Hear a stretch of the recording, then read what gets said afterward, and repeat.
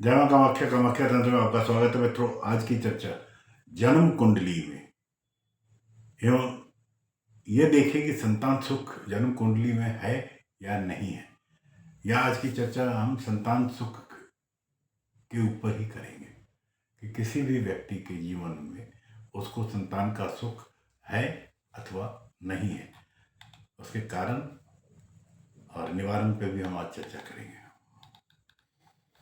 स्त्री और पुरुष संतान प्राप्ति की कामना के लिए विवाह करते हैं। वंश परंपरा को वृद्धि के लिए एवं परमपिता परमेश्वर की सृष्टि रचना में सहयोग देने हेतु यह आवश्यक भी है। पुरुष पिता बनकर तथा स्त्री माता बनकर ही पूर्णता को अनुभव कर पाती है।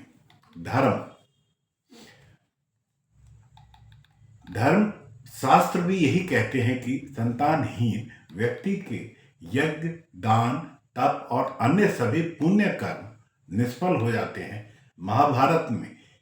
महाभारत के शांति वन में कहा गया है कि पुत्र ही पिता को पृथ नामक नरक में गिरने से बचाता है। मुनिराज अगस्त्य ने संतानहीनता के कारण अपने पितरों को अधोमुख स्थिति में देखा और विवाह करने के लिए प्रवृत्त हुए। प्रश्न मार्ग के अनुसार संतान प्राप्ति की कामना से ही विवाह किया जाता है, जिससे वंश में वृद्धि हो और पितृ प्रसन्न हो। जन्म कुंडली में संतान सुख का विचार कैसे देखें? अभी जो चर्चा है वो जन्म कुंडली में संतान सुख का विचार पे है। ज्योतिष के प्राचीन फलित ग्रंथों में संतान सुख के विषय में बड़ी गहनता से विचार किया गया है। भाग्य में संतान सुख है अथवा नहीं है, पुत्र होगा या पुत्री होगी या दोनों का ही सुख प्राप्त होगा, संतान कैसी निकलेगी, संतान सुख कब मिलेगा और संतान सुख प्राप्ति में क्या बाधाएं आ सकती है, उनका क्या उपचार है, इन सभी प्रश्नों का उत्तर पति और पत्नी की जन्म कुंडली का विस्तृत गहन विश्लेषण से ही प्राप्त हो सकता है।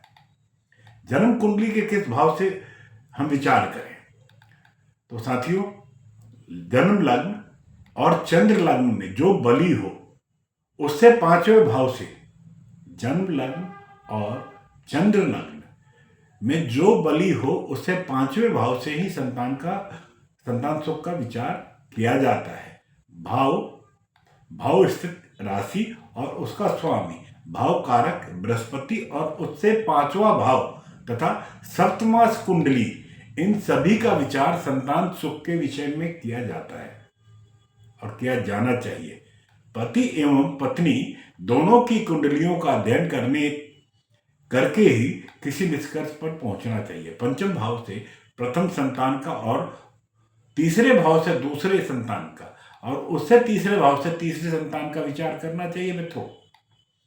उससे आगे के संतान का विचार भी इसी क्रम से तीसरे भाव से किया जा सकता है।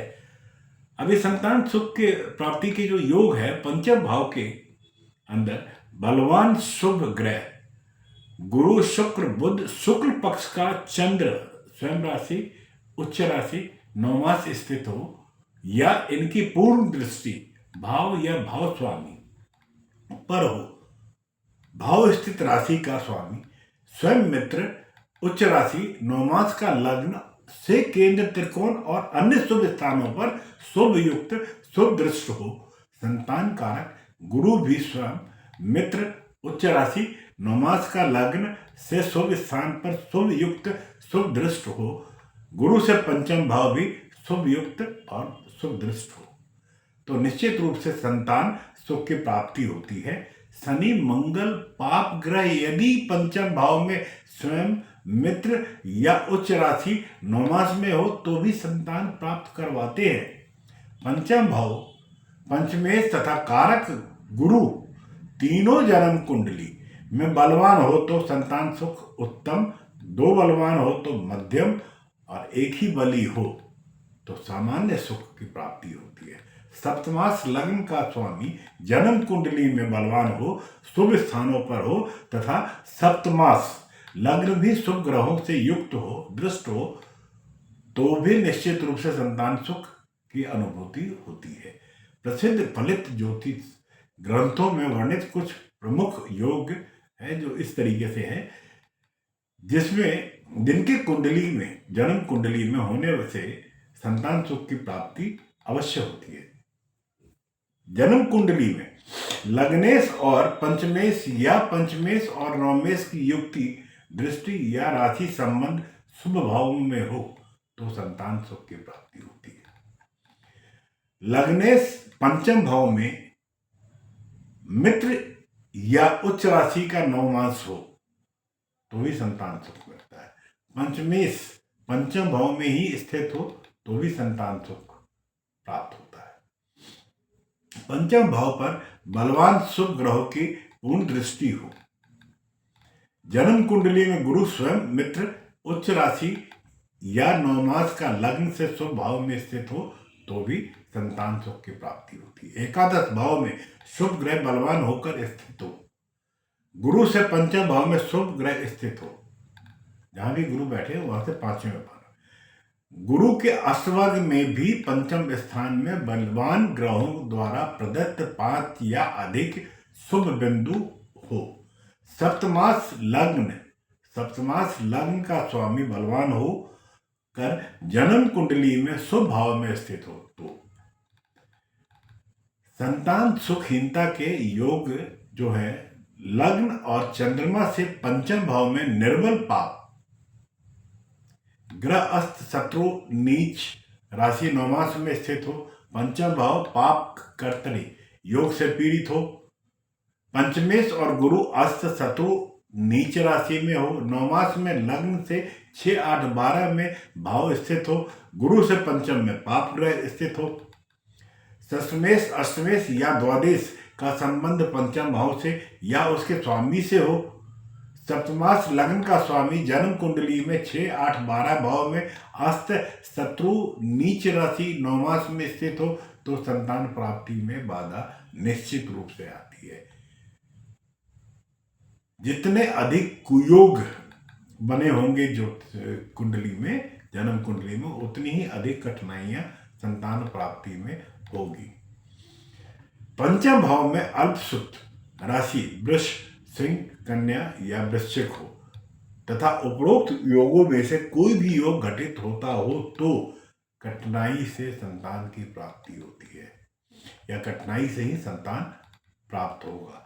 गुरु के अष्टक वर्ग में गुरु से पंचम स्थान शुभ बिंदु से रहित हो तो संतानहीनता होती है। सप्तमेश निर्बल हो कर पंचम भाव में हो तो संतान प्राप्ति में बाधा आती है। गुरु लग्नेश, पंचमेश, सप्तमेश चारों ही बलहीन हो तो संतानहीनता या संतान प्राप्ति में बाधा आती है। गुरु लग्न व चंद्र से 5वें स्थान पर पाप ग्रह में हो तो अनपथ्यता होती है। पुत्रेश पाप ग्रहों से मध्य में हो, पुत्रेश पाप ग्रहों के मध्य में हो तथा पुत्र स्थान पर पाप ग्रह हो, शुभ ग्रह की दृष्टि भी ना उस पर हो तो भी संतानहीनता होती है। अब एक प्रश्न आता है कि पुत्र होगी या पुत्री होगा, या पुत्र या पुत्री का योग कैसे बनता है। सूर्य मंगल गुरु पुरुष ग्रह है, शुक्र और चंद्र स्त्री ग्रह है, बुध और शनि नपुंसक ग्रह है। संतान योग का कारक पुरुष ग्रह होने पर पुत्र और स्त्री ग्रह होने पर कन्या का सुख मिलता है। शनि और बुध योग कारक है, शनि और बुध योग कारक होकर विषम राशियों में हो तो पुत्र व सम राशियों में हो तो पुत्री प्रदान कराते हैं। साथियों, सप्तमास पुरुष ग्रह हो तो पुत्र और स्त्री ग्रह हो तो कन्या संतति का सुख मिलता है। गुरु के अष्टवर्ग में गुरु से 5वें स्थान पर पुरुष ग्रह बिंदु दायक हो तो पुत्र और स्त्री ग्रह बिंदु दायक हो तो पुत्री का सुख प्राप्त होता है। पुरुष और स्त्री ग्रह दोनों ही योग कारक हो तो पुत्र व पुत्री दोनों का ही सुख प्राप्त होता है। पंचम भाव में पंचमेश पुरुष ग्रह हो के वर्गों में हो तो पुत्र, और स्त्री ग्रह के वर्गों में हो तो कन्या संतति की प्रधानता बनी रहती है। पंचमेश के भुक्त नवमांसों में जितने पुरुष ग्रह के नवमांस हो उतने ही पुत्र, और जितने ही स्त्री ग्रह के नवमांस हो उतने ही पुत्रियों का योग बनता है। जितने नवमांसों के स्वामी कुंडली के में अस्त, नीच, शत्रु राशि में या पाप युक्त या दृष्ट हो उतने ही पुत्र या पुत्रियों की हानि होती है। संतान बाधा के कारण तो बता दिए, अब निवारण के इसके क्या उपाय हैं। तो सर्वप्रथम पति और पत्नी की जन्म कुंडलियों से संतानोपति की क्षमता पर विचार करना चाहिए। क्या वो संतान पैदा करने का दम रखते हैं, क्षमता है उनमें। जातक देश, मार्ग तथा फल दीपिका के अनुसार पुरुष की कुंडली में सूर्य स्पष्ट, शुक्र स्पष्ट और गुरु स्पष्ट योग करें। राशि का योग 12 या 12 से अधिक आए उसे 12 से भाग दे। शेष राशि जो बीज तथा उसका नवमांस दोनों ही विषम हो तो संतान उत्पत्ति की पूर्ण क्षमता एक सम, एक विषम हो तो कम क्षमता तथा दोनों ही सम हो तो असक्षमता होती है। इसी प्रकार स्त्री की कुंडली से चंद्रमा स्पष्ट, मंगल स्पष्ट और गुरु स्पष्ट रूप से विचार करें। शेष राशि जो क्षेत्र है उसका नवमास दोनों में ही सम हो तो संतान उत्पत्ति की पूर्ण क्षमता होती है। एक सम, एक विषम हो तो कम क्षमता और दोनों ही विषम हो तो असक्षमता होती है। बीज तथा क्षेत्र का विचार करने के लिए असक्षमता सिद्ध होती है। बीज तथा क्षेत्र का विचार करने से ही असक्षमता सिद्ध होती है तथा उन पर पाप युक्ति या दृष्टि भी हो तो उसका उपाय करने से लाभ मिलने की संभावनाएं क्षीण होती है। शुभ युक्ति दृष्टि होने पर शांति उपायों से और औषधि उपचार से लाभ लिया जा सकता है। शुक्र से पुरुष की तथा मंगल से स्त्री की संतान उत्पन्न करने की क्षमता का विचार करें। पुरुष व स्त्री जिसकी असक्षमता सिद्ध होती है तो उसे किसी कुशल वैद्य से परामर्श लेना चाहिए।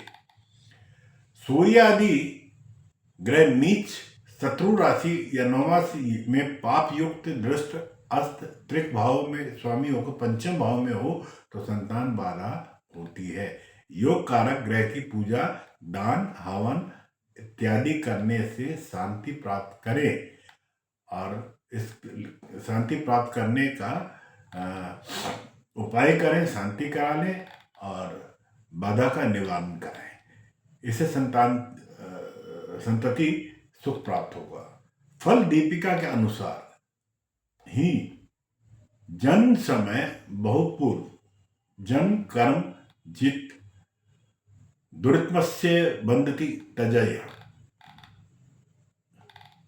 अर्थात जन्म कुंडली से ही यह ज्ञात होता है कि पूर्व जन्मों में किन पापों के कारण संतानहीनता या किन कर्मों के कारण बाधा कारक ग्रहों या उनके देवताओं का जाप कर लेने से, दान हवन आदि शुभ क्रियाओं के माध्यम से भी पुत्र की प्राप्ति किया जा सकता है।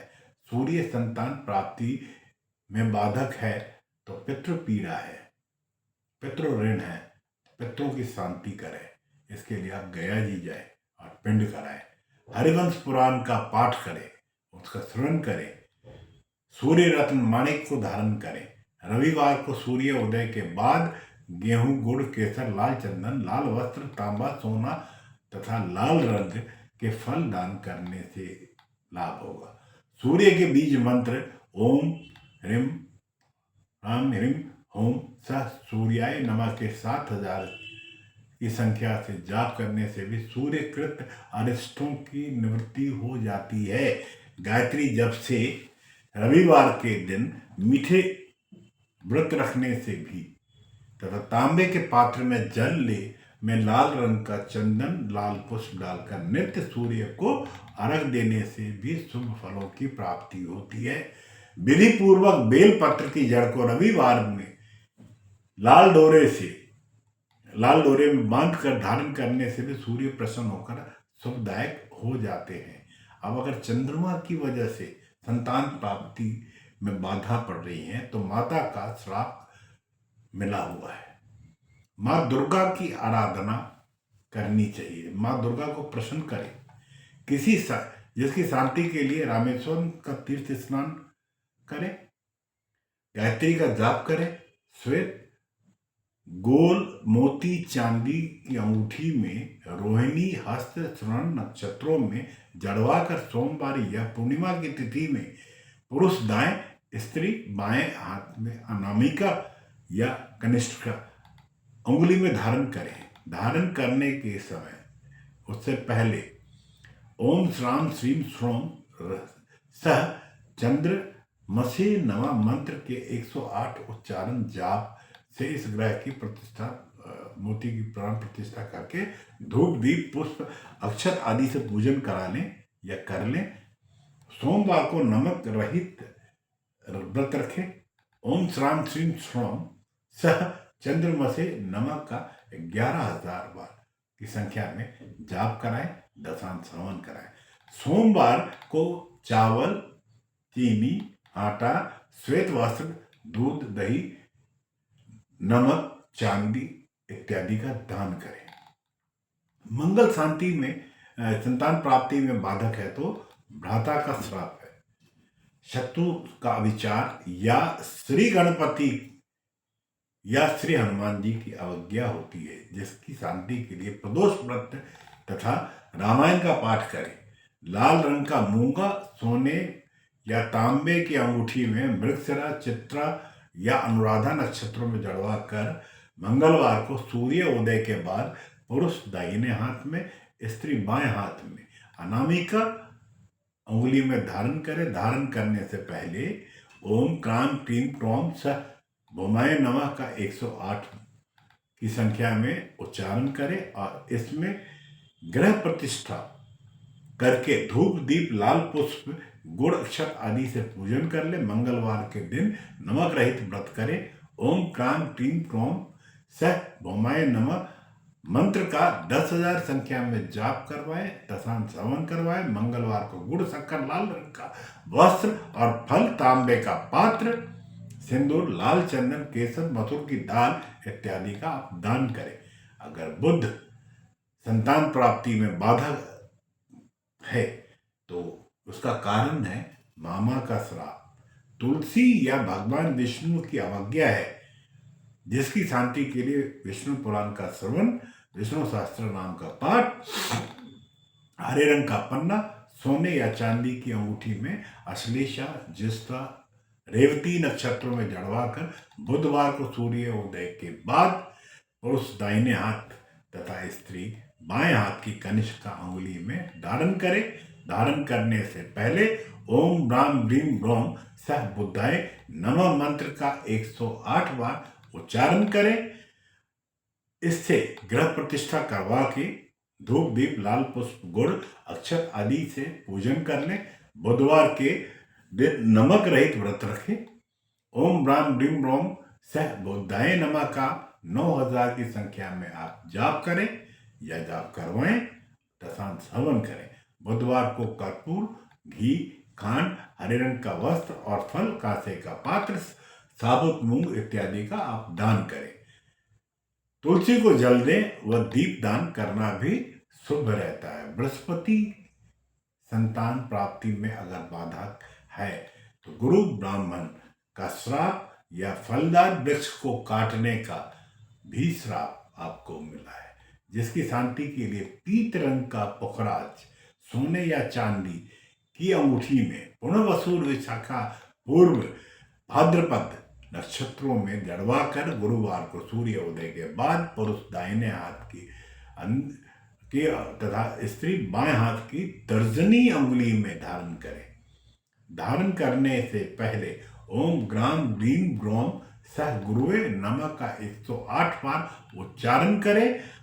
इस ग्रह की प्रतिष्ठा करने के लिए करके धूप दीप पीले फूल हल्दी अक्षत आदि से इसकी पूजन कर लें।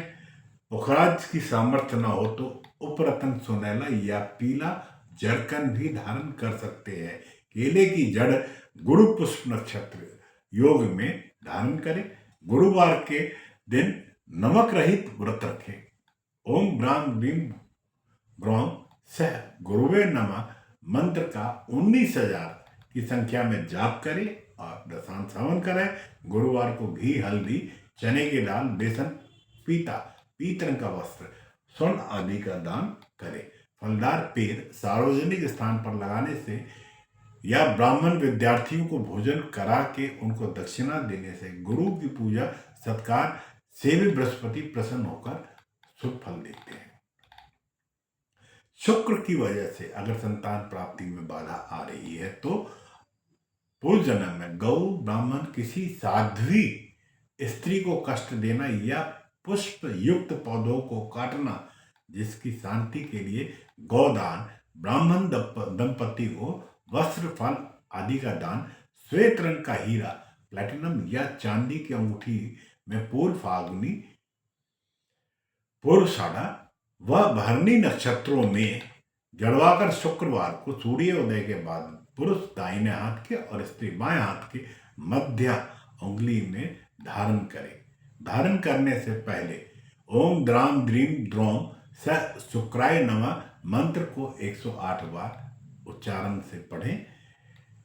इसमें ग्रह की प्रतिष्ठा कराकर धूप दीप श्वेत पुष्प अक्षत आदि से पूजन कर ले। हीरे की सामर्थ्य न हो तो उपरत्न श्वेत जरकन भी धारण कर सकते हैं। शुक्रवार के दिन नमक रहित भोजन करें और व्रत करें।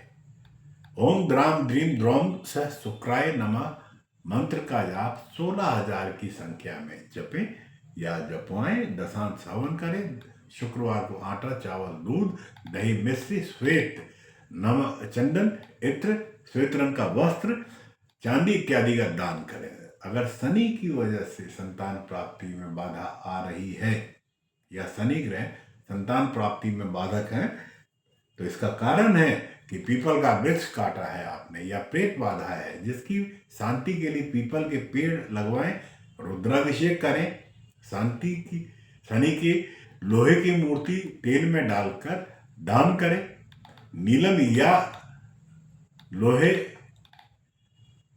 नीलम को लोहे या सोने की अंगूठी में पुष्य अनुराधा उत्तर भाद्रपद नक्षत्र में जड़वा कर शनिवार को सूर्यास्त के बाद पुरुष दाहिने हाथ में स्त्री बाएं हाथ के मध्य उंगली में धारण करें, लाभ होगा। धारण करने से पहले ओम प्राम प्रीम प्रौम स सनय नमः मंत्र का 108 बार उच्चारण करें। ग्रह प्रतिष्ठा करके धूप दीप नीले फूल काले तिल व अक्षत आदि से पूजन कर लें। नीलम का सामर्थ्य न हो तो उपरत्न संगलीली लाजवर्त भी धारण कर सकते हैं। काले घोड़े की नाल या नाव के नीचे की कील का छल्ला धारण करना भी शुभ रहता है। शनिवार को आप नमक रहित व्रत कर सकते हैं, करना चाहिए। और ओम प्राम प्रीम प्रौम स शनय नमः मंत्र का 23,000 की संख्या में जाप करें और उसका दशांश हवन करें। शनिवार को काले उड़द तिल तेल लोहे काले जूते काला वस्त्र काला कंबल काले रंग का कपड़े इत्यादि का दान करने से श्री हनुमान चालीसा का पाठ करें, नित्य पाठ करें। इससे भी शनि दोष की शांति का ये सर्वोत्तम उपाय है, आप ये कर सकते हैं। दशरथ कृत्य शनि स्तोत्र का भी आप जाप कर सकते हैं। इसके जाप करने से भी आपको फायदा होगा। तो मित्रों, आज की चर्चा में मैं समझता हूँ कि काफ़ी चीज़ों पे हमने गहन चर्चा कर ली है। आप इसका लाभ उठाएं और आप अपने विचार जरूर कमेंट्स के माध्यम से हम तक दें। और वीडियो को छोड़ने से पूर्व आप अपने पूरे जो भी वीडियो में त्रुटियां रह गई हैं, आप उसके बारे में मुझे कुछ बताना चाहते हैं, या और क्या डेवलप हम कर सकते हैं उसके बारे में आप कुछ राय देना चाहते हैं तो कमेंट्स के माध्यम से आप मुझे राय दें। और चैनल सब्सक्राइब अगर नहीं किया तो चैनल को सब्सक्राइब करें और आज्ञा दें। मिलते हैं नए विषय पर चर्चा लेके। जय माँ का वाक्य, आपका दिन शुभ हो।